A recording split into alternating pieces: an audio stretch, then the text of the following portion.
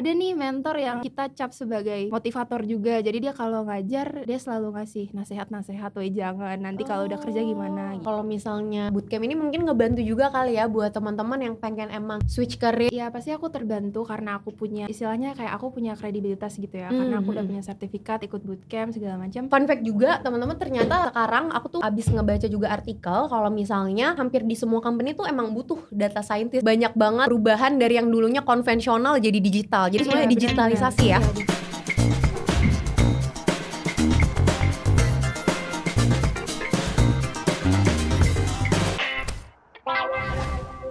Hai everyone, kembali lagi bersama aku Safira di Deep Talk episode keempat. Nah, hari ini kita bakal bahas banyak banget mengenai salah satu pekerjaan yang dicari-cari sama orang-orang.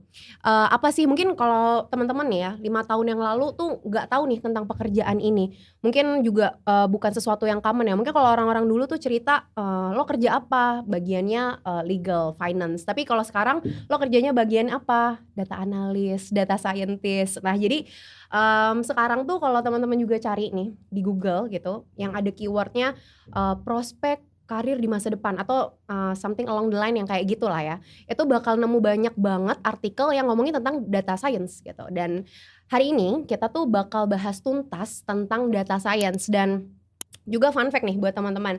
Sebenarnya aku tuh kemarin abis baca artikel, ternyata dari laporan tenaga kerja dari LinkedIn itu ngasih tahu kalau misalnya pekerjaan data scientist itu khususnya di Amerika Serikat lagi bener-bener banyak dicari 6 kali lipat dibanding tahun lalu. Jadi bayangin dari tahun lalu ke tahun ini aja itu udah 6 kali lipat. Jadi bayangin gimana di tahun depan, gimana di tahun 2025 dan seterusnya. Jadi emang prospeknya gede banget. Dan makanya hari ini kita itu ngehadirin salah satu student atau mungkin alumni ya dari Dibimbing yang dulunya itu mungkin nggak berkecimpung di dunia IT, tapi sekarang kerjanya jadi data science. Dan hari ini kita bakal bahas tuntas dengan data science. Dan mungkin bisa kita sapa untuk pembicara kita hari ini, bintang tamu kita hari ini. Halo Kak Malva. Halo Kak Safira. Ya, jadi mungkin Kak Malva boleh nih kenalin sedikit tentang dirinya dan juga mungkin boleh kasih tahu background pendidikan dan juga mungkin kesibukan saat ininya tuh apa sih gitu. Oke, salam kenal semuanya teman-teman Dibimbing. Perkenalkan. Halo. Iya, perkenalkan aku Malva, salah satu alumni bootcamp data science. Aku itu di batch 6. Oke. Dan background pendidikan aku sama sekali nggak ada tentang IT. Aku lulus dari Fakultas Pertanian di jurusan agribisnis. Kemudian kesibukan saat ini ya aku kerja sebagai data analis gitu. Oke, jadi mungkin kalau teman-teman yang udah nonton episode lalu, di episode 3 kita banyak ngomong juga nih tentang switch career. Jadi ini salah satu contoh nyatanya alumni dari Dibimbing gitu ya, yang aku sempat bilang juga misalnya lulusan perhutanan, kehutanan, misalnya tadi Kak Malva agribisnis gitu ya, itu bisa kok kerja misalnya di bagian data analis atau data scientist atau mungkin yang digital marketing dan yang lain-lain. Nah, kalau kali ini kita bakal bahas tentang data science ya. Jadi mungkin Kak Malva boleh nih sedikit cerita kenapa sih awalnya bisa tertarik buat belajar data science, apalagi kan dulunya ini ya lebih ke arah pertanian, tadi agribisnis gitu Kak. Pertanyaan. Oke, mungkin aku cerita sedikit tentang pengalaman aku. Awalnya kenapa sih aku bisa memutuskan untuk belajar data science. Jadi awalnya waktu kuliah itu aku memiliki ekspektasi sendiri gitu ya Kak. Ekspektasiku tuh aku ikut program magang di kampus dengan perusahaan yang sejurusan juga, maksudnya yang sama gitu agribisnis. Terus aku lulus juga langsung kerja tuh bayangan aku. Tapi ternyata ekspektasiku nggak tercapai. Kemudian saat itu aku juga termasuk angkatan COVID nih Kak. Jadi waktu bener-bener. itu 2020 awal gitu ya. Iya benar-benar. Jadi waktu itu program magang di fakultas aku ditiadakan tuh kan. Nah loh, terus diganti sama project gitu kita. Nah bener aja nih setelah lulus aku merasakan banget susahnya nyari kerja. Dan saat itu aku sharing-sharing sama temen aku. Ada temen aku jurusan ekonomi. Dia juga ternyata saat itu dia udah mendalami data science duluan. Terus setelah kita sharing-sharing, dia bilang kayaknya kamu cocok nih jadi data scientist. Atau kamu coba belajar aja data science tuh gimana gitu. Terus apalagi waktu itu data science is the sexiest job in 21st Oh, century ini kayak loh, sering gitu. banget nih, makanya tadi gue bilang Iya, search di Google nih pasti bener-bener. keluarnya ini deh, data science is the sexiest job ya kan. Benar Oke, kan, betul. tergiur ya. Waktu itu aku akhirnya dari situ aku tertarik nih. Terus aku tertarik, kemudian I do a lot of research about data science, dan dari situ aku juga berpikir nih, mungkin bidang ini akan aku suka nantinya gitu. Terus mungkin daya saing aku juga akan lebih meningkat gitu, karena persaingan di data science pada saat itu relatif sedikit dibanding bidang pekerjaan lain. Dan aku juga merasa mungkin kalau aku belajar data science, karir aku akan lebih terarah gitu dibanding sebelumnya. Nah dari situ barulah aku memutuskan untuk belajar data science gitu. Oh benar-benar, jadi emang sih mungkin 2 tahun yang lalu aja tuh kayak apa sih data science tuh kayak orang jarang awam yang banget tahu ya, kan, awam banget, jadi kayak masih benar-benar harus nyari di internet baru oh data science tuh ini ya gitu ya. Gitu, Oke, jadi kalau dari Kak Malva sendiri juga nih, kan tadi udah sempat nanya-nanya gitu ke temennya yang tadi jurusan ekonomi ya kalau nggak salah. Itu mungkin kan udah banyak sharing, dan juga mungkin ekspektasinya itu kan pasti ada dong sebelum ikut bootcamp atau mungkin ya sebelum belajar data science itu sendiri. Dan ekspektasi sebelum dan mungkin realitanya setelah ngejalanin tuh kayak gimana sih Kak? Mungkin aku mulai punya ekspektasi ketika aku menjalani bootcamp itu sendiri ya Kak. Jadi jujur ekspektasi dan realitanya tuh aku merasakan nggak jauh berbeda karena waktu bootcamp itu materi yang diajarkan di data science tuh aku pakai juga di dunia pekerjaan, jadi nggak kaget gitu. Dan mentor aku juga waktu itu sering bilang waktu kelas, apa yang kita pelajari di bootcamp ini itu hanya sebagai basic aja, sebagai basic bekal kita untuk bekerja di bidang data science. Nanti ketika udah kerja pasti akan berbeda banget, levelnya akan lebih advance, data yang digunakan juga lebih kompleks dan besar dan banyak rumit gitu.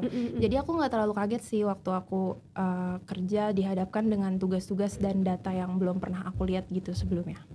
Oke, jadi mungkin kalau dari Kak Malva sendiri tuh aku kayak kemarin udah sempet cek LinkedIn-nya Kak Malva ya. Aku juga tadi udah sempet ngobrol juga ngomong tentang LinkedIn Kak Malva. Dan kebetulan ya teman-teman kalau mau ngecek juga LinkedIn-nya mungkin boleh disebutin Kak. Siapa tahu nanti teman-teman pengen tahu LinkedIn-nya apa. Malva Nurina Tiagita. Oke, boleh. nanti bisa dicek ya kalau misal pengen tahu dan pengen nanya-nanya boleh DM nggak Kak?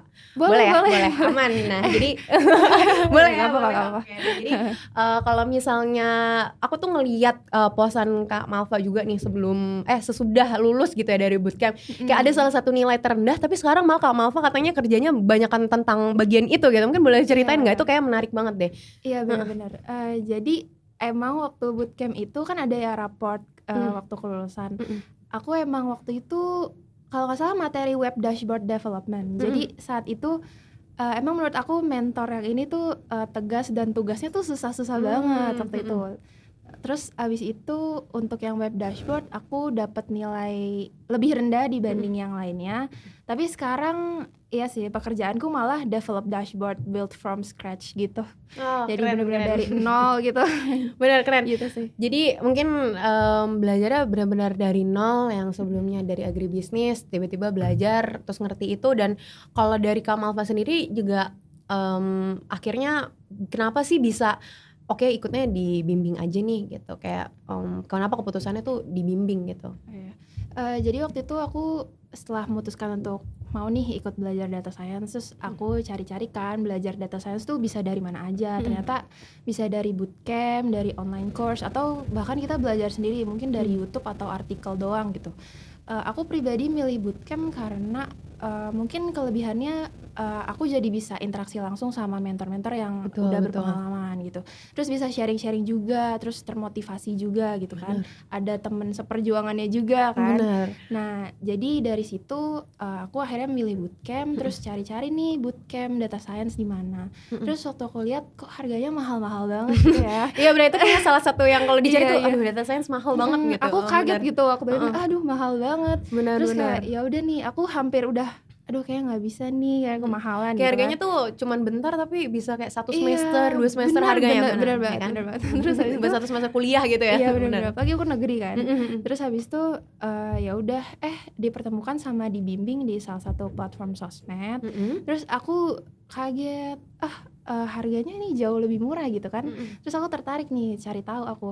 Terus aku lihat silabusnya, oh nggak jauh berbeda juga. Mhm. Terus ternyata ada job connectornya juga kan bagi Mhm. pengangguran seperti aku itu menggiurkan Apalagi banget ya. ini ya, baru banget pandemi, aduh bingung mau Iya kerja bener-bener, apa gitu apalagi ya, aku bener. pengangguran sudah nyari kerja, terus wah ada job connectornya juga nih. Terus ya udah akhirnya aku lihat-lihat, semakin mengenal dibimbing, hiring partnersnya juga aku tahu beberapa. Mentornya juga ternyata dari tech company yang keren-keren tuh menurut aku. Jadi dari situ aku mikir kalau kayaknya aku worth it nih buat belajar data science di dibimbing gitu. Asik. Asik. Asik banget ya. Oke. Jadi ternyata emang sih kalau misalnya lagi nyari bootcamp data science tuh kayak ya durasinya kurang lebih sama ya. Mungkin di tempat lain juga kayak ya 4,5 sampai Ya, 6 5 bulan ya, 5 bulan kurang ya. lebih segitu ya. Rata-rata 5 bulan tapi bener-bener mahal banget Iya, gitu ya. mahal Kayak banget. terus juga pembelajarannya ya susah ya. Pokoknya ya pokoknya Iya, tau lah susah-susah. ininya Iya. ya susahnya data science tuh di awal-awal. Iya Nah, banget. tapi mungkin kalau dari Kak Malva sendiri itu mungkin boleh juga nih ceritain kayak susahnya awal bootcamp. Kan tadi kita udah bilang emang susah sih data science pasti ya. Iya. Apalagi yang ibaratnya dari agribisnis ke data science kayak yang IT dari non IT ke IT tuh rada susah Iya, ya. Mungkin iya, kayak kalau betul. Kak Malva kalau boleh tahu dulu SMA-nya apa? IPA, IPS? Aku SMA IPA. Oh IPA, jadi maksudnya masih oke lah ya buat belajar data science. Iya, kepake matematikanya sih, Oh iya sedikit. sedikit kepake Sedikit matematikanya, matematikanya. benar-benar. Jadi kalau misalnya dari Kak Malva sendiri mungkin bisa nggak sih ceritain kayak oh dulu bootcamp awalnya tuh gimana, terus juga mungkin dulu projectnya gimana sih. Kalau di data science itu kalau nggak salah ada ini juga ya Kak, ada yang per grup gitu kah untuk misalnya kayak tugas-tugasnya atau mungkin individu, mungkin bisa diceritain. Kalau waktu zaman aku itu projectnya individu, final project tuh kita kerjain sendiri. Durasinya tuh kalau nggak salah 1 bulan. Terus untuk yang tim aku tugasnya juga nggak ada sih yang tim. Cuman waktu itu sempat dibentuk kelompok belajar buat sharing-sharing aja gitu. Jadi lebih ke ini ya, buat sharing knowledge aja, oke. Iya, kalau final project aku sendiri waktu itu kebetulan. Waktu awal bootcamp apa ya kaget ya pasti karena tiba-tiba coding gitu ya, bahasa pemrograman Python, R lah segala macam. Terus apalagi batch aku juga termasuk ini, kalau nggak salah batch aku nih ini deh yang pertama kali diadakan coding exercise kalau nggak salah. Benar. Iya. Jadi cukup berat juga menurut aku, kayak udah ada tugas dari mentor, terus coding exercise juga. Apalagi coding exercise-nya termasuk susah ya menurut aku. Jadi pusing tuh tiap minggu. Jadi ya gitu sih, cuman setelah aku jalanin menyenangkan sih Kak. Dan kalau misalnya dari Kak Malva sendiri mungkin boleh nggak sih ceritain highlight mungkin yang seru-seru dulu di bootcamp, apa sih kejadian-kejadian yang kayak misalnya kayak wah mendapatkan nilai terbaik gitu misalnya, atau kayak wah mendapat kayak kalau nggak salah tuh kadang ya mentor kalau misalnya ada yang baik tuh kadang kayak ngasih apa gitu, kayak apresiasinya apa gitu misalnya. Atau mungkin Kak Malva ada nggak? Banyak sih, jadi waktu itu mungkin salah satu highlightnya aku termasuk ini top 10 students data science bootcamp. Tapi waktu itu karena bentuknya kayak leaderboard gitu, jadi week keberapa, kayak week 1 sampai week berapa tuh aku masuk 3 besar apa 5 besar gitu. Alhamdulillah ya. Switch karir bisa karir. kerja sekarang jadi Iya, enggak juga. Oke, Iya, terus keren. selain itu juga mentornya ada nih, mentor yang kita cap sebagai motivator juga. Jadi dia kalau ngajar dia selalu ngasih nasihat-nasihat, "Woi jangan, nanti kalau udah kerja gimana," gitu. Ada juga mentor yang tugasnya susah banget gitu. Terus banyak sih aku sharing-sharing sama teman-teman juga. Gitu. Oke, kalau dari misalnya mentor-mentornya itu Kak Malva rata-rata mentornya cuma kayak sekali ketemu atau mungkin kayak beberapa kali ketemu sih Kak, bisa sampai sharing-sharing kayak gitu? Untuk materi tertentu itu aku cuma ketemu sekali. Tapi kalau yang continue itu kayak mungkin topiknya di machine learning menggunakan Python atau R itu mentornya sama sih. Gitu. Oke, jadi makanya ada beberapa kali yang kayak ngasih wejangan-wejangan gitu ya. Iya, Terus ada nggak sih kayak yang ngasih kayak misalnya tips buat masuk jadi data analis di mana gitu kayak? Kayaknya nggak ada deh, lebih kayak Lebih ke ini ya? gimana ya? Lebih kayak motivasi sama realistis kali ya. Oh, Realistis, nggak Dikasihnya segampang itu loh kerja di data science gitu. dikasihnya yang buruk-buruknya dulu nih. Iya benar, Susah jadi nih, nggak susah nih kaget, gitu. benar, jadi nggak kaget. Betul. Jadi kalau misalnya dari Kak Malva juga mungkin kalau dari final project tadi kan juga udah sempat disinggung sedikit ya Kak. Jadi final project itu mungkin boleh ceritain nggak kayak misalnya berapa lama sih pengerjaannya, terus kayak ups and downs, dan mungkin juga Kak Malva sempat nggak sih misalnya konsultasi sama mentor, terus kayak gimana gitu prosesnya? Jadi waktu itu kebetulan final project aku agak nekat, jadi aku ambil topik yang nggak pernah diajarin di bootcamp gitu. Jadi aku ambil topik itu karena menurut aku tertarik aja gitu kan. Terus tentunya kesulitan awalnya karena aku pasti nyari referensi dan belajar lagi, walaupun basicnya juga udah ada gitu. Terus konsultasi sama mentor dibimbing. Jadi waktu itu mentornya juga kaget, loh kamu ambil topik ini gitu, kamu ambil topik ini, saya kaget loh ada yang ambil topik ini gitu. Terus tapi ya udah, dia akhirnya memberikan rekomendasi kamu sebaiknya pakai algoritma ini, metode ini, nanti datanya di gini-gini gitu. Dia ngasih pilihan kayak gitu, dan aku terbantu banget, dan ya akhirnya aku menyelesaikan final project dengan cukup baik. Wih, keren banget. Ini keren banget ya. Itu pengerjaannya sebulan ya Kak? Iya, atau berapa? sebulan. Susah banget. Sebulan. Itu sebulan gimana? Waktu itu sambil misal ngerjain skripsi atau mungkin sambil ada kerjaan-kerjaan lain nggak?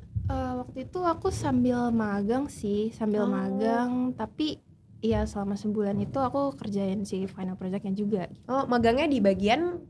Aku waktu itu kebetulan di ada sangkut pautnya juga sama data analis, data science magangnya gitu. Oke. Jadi teman-teman menarik banget ya. Ternyata di sini Kak Malva lumayan maksudnya inspiring banget gitu buat belajar dari yang non IT ke IT, terus juga yang benar-benar dari awalnya ngobrol-ngobrol sama teman kayak coba deh lo belajar data science, terus tiba-tiba sekarang terjun ke dunia data science, data analis ya lebih tepatnya gitu. Terus bisa ya di sini sekarang jadi pembicara kita hari ini gitu. Dan kalau misal dari Kak Malva sendiri nih, kalau boleh tahu juga setelah nyelesain project itu kan dibimbing mungkin ada ya setelah presentasi final presentation gitu, mungkin ada beberapa lagi step. Mungkin bisa nggak sih Kak kasih tahu juga nih, mungkin teman-teman di sini juga pengen tahu ya kalau misalnya dari dibimbing setelah final project tuh prosesnya gimana sih, misalnya kayak penyalurannya Kak, atau mungkin kayak dibantu portfolionya atau gimana gitu Kak. Ini menarik juga nih Kak.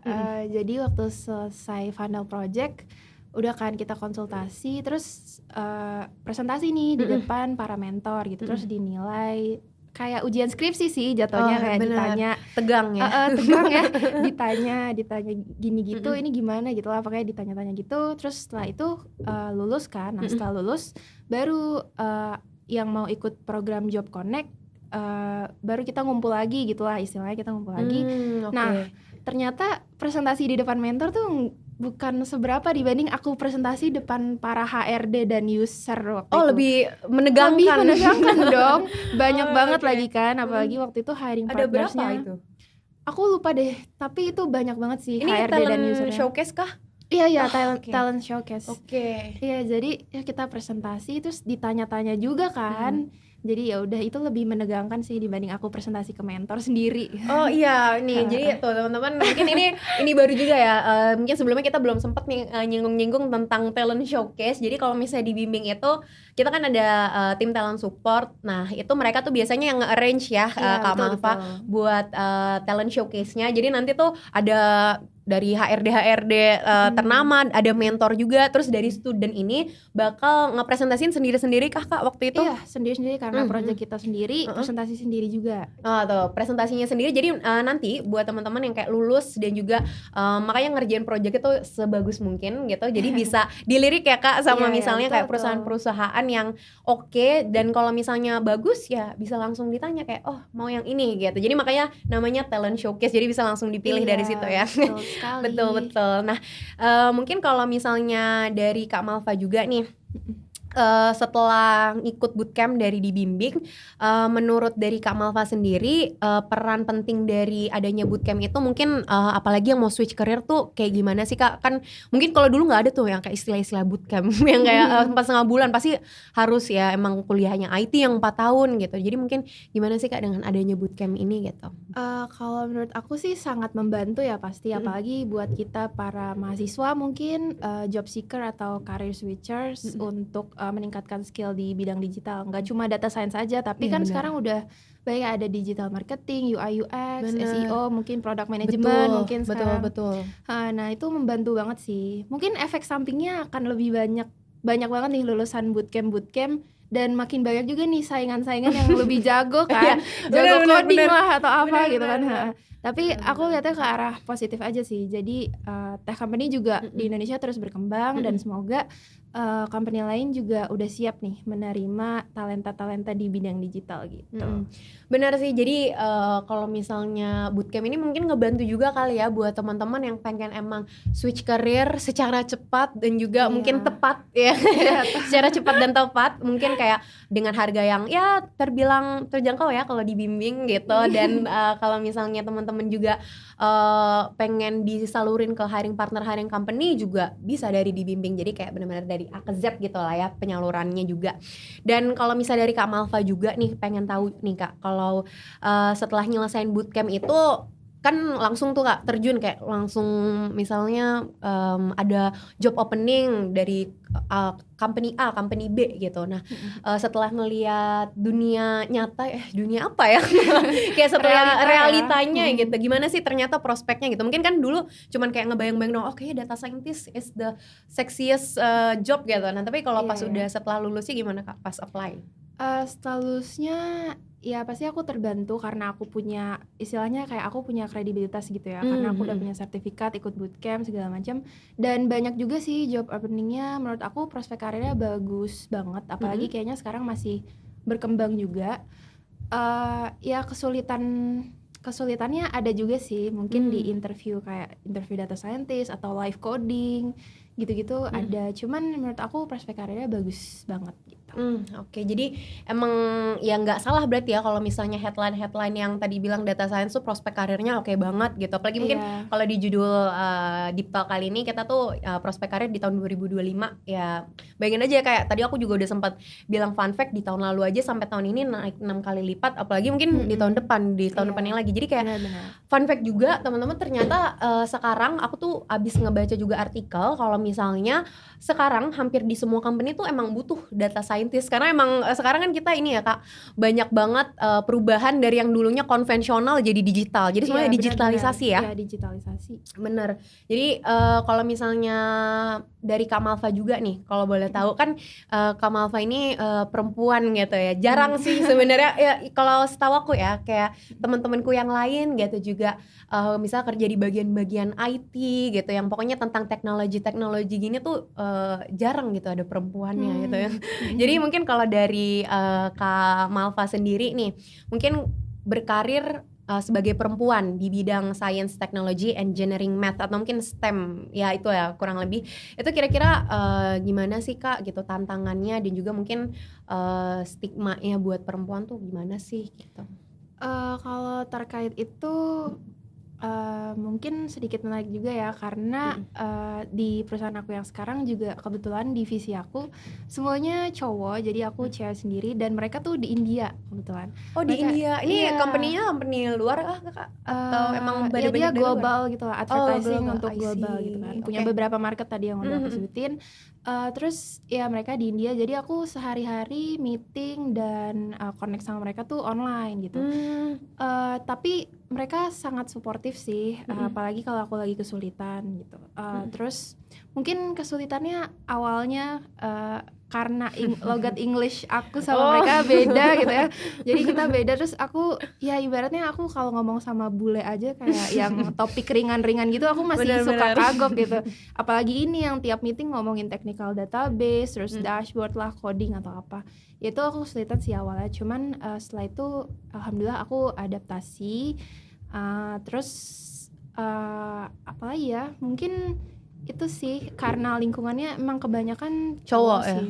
Tapi jadi kayak kalau cewek sebenarnya juga no problem Iya, ya. no problem sih. Mm-mm. Kadang aku insecure juga sih, mungkin karena mereka jago ya codingnya, terus logiknya juga lebih mantep.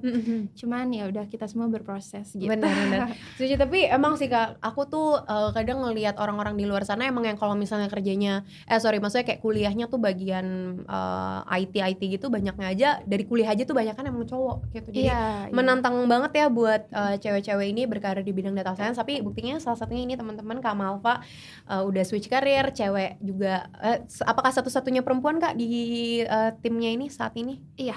Tuh, satu-satunya perempuan juga, jadi nggak ada yang nggak mungkin untuk data scientist ini gitu. BTW Kak, tahu nggak sih ternyata itu juga ada nih mitos, mungkin Kak Malva bisa ngasih tahu nih ya kalau misalnya ini tuh benar atau enggak. Jadi ada mitos katanya kalau misalnya data scientist itu ngerjain algoritma tiap hari gitu. Bener nggak sih? Enggak. Enggak ya? Kayaknya Kalau Kak salah Malva deh. ngapain tuh kerjaannya? Data scientist tuh emang mungkin tugas utamanya di beberapa perusahaan tuh emang mungkin evaluasi algoritma, terus modeling gitu ya, machine learning atau memprediksi. Banyaklah implementasi di dunia bisnisnya. Tapi data scientist juga develop dashboard juga, kemudian mungkin kalau yang nggak punya data engineering narik data sendiri gitu, jadi nggak cuma build algoritma gitu aja sih. Oh, oke. Makanya Kak Malva juga di sini kerjanya tadi Kak apa dashboard, aku kerja di bagian dashboard gitu ya? Dashboard development. Dashboard development, oke. Jadi kalau misalnya teman-teman di sini belajar data science tuh ternyata nggak cuma belajar algoritma doang gitu. Jadi banyak hal-hal lainnya gitu ya. Dan kalau misalnya dari Kak Malva sendiri nih, mungkin karena kita juga mungkin udah mau di penghujung dari podcast Deep Talk hari ini gitu ya. Mungkin ada nggak sih Kak saran mungkin buat viewers YouTube dari Dibimbing di sini yang tertarik untuk menggeluti data science gitu? Mungkin sarannya boleh nih. Berarti untuk calon student ya? Ya boleh calon student atau mungkin ya yang pengen belajar data science di luar sana, apa sih yang harus dilakukan sebelum memulai gitu? Tentunya pertama sebelum langsung nyebur ke dunia data science, mungkin cari tahu dulu data science itu seperti apa, kemudian kerjanya kayak gimana, terus ilmu apa yang dibutuhkan agar lebih matang nanti ketika belajar di bootcamp. Kemudian mungkin nggak usah takut mempelajari hal baru atau bidang baru, karena nggak punya background di bidang digital juga bukan suatu masalah ya kalau zaman sekarang. Dan ya itu sih mungkin. Gitu. Benar. Jadi teman-teman di sini sesuai dengan judulnya juga memang benar banget kalau misalnya data science itu salah satu prospek karir yang masa depannya tuh cerah banget, benar-benar secerah itu. Jadi kayaknya hampir setiap kalau misalnya cari-cari di LinkedIn gitu ya, kayak di Google ya, pokoknya di LinkedIn gitu, apalagi kalau misalnya job seeker tuh kan banyaknya berkeliweran ya, pokoknya di LinkedIn lah ya. Di LinkedIn lah. Benar. Jadi di LinkedIn itu banyak banget tuh artikel-artikel yang kayak dikit-dikit data science, maksudnya kayak pekerjaan yang emang saat ini dibutuhin di mana-mana gitu. Emang the sexiest job sih. Benar, setuju. Jadi emang data science is the sexiest job, the new sexiest job gitu. Oke, Kak Malva, thank you banget buat hari ini, sharing-sharingnya benar-benar insightful. Kita belajar banyak dari pengalamannya Kak Malva yang benar-benar dari nol sampai akhirnya sekarang jadi data analis. Itu benar-benar amazing banget gitu. Iya, sama-sama. Makasih juga nih udah diundang sama Dibimbing sebagai alumni. Jadi aku bisa sharing-sharing juga gitu. Thank you banget. Nostalgia gitu. Nah, bener ya, nostalgia dulu pas belajar di Bimbing sesusah apa gitu ya. Akhirnya sekarang udah jadi alumni gitu ya. Benar. Jadi buat kalian yang masih bingung atau ragu-ragu mau belajar data science gitu, mau jadi data scientist, mau jadi data analis, udah nggak perlu ragu lagi karena hari ini kan kita udah bahas tuntas ya, emang data science is the new sexiest job gitu sekarang ini. Jadi buat teman-teman, yuk langsung aja belajar data science, bisa di bootcamp dimanapun, misalnya self learning juga boleh, apapun itu boleh, yang penting mulai aja dulu gitu. Dan sampai jumpa di Deep Talk episode selanjutnya. Jangan lupa komen, like, dan subscribe YouTube Dibimbing. Bye.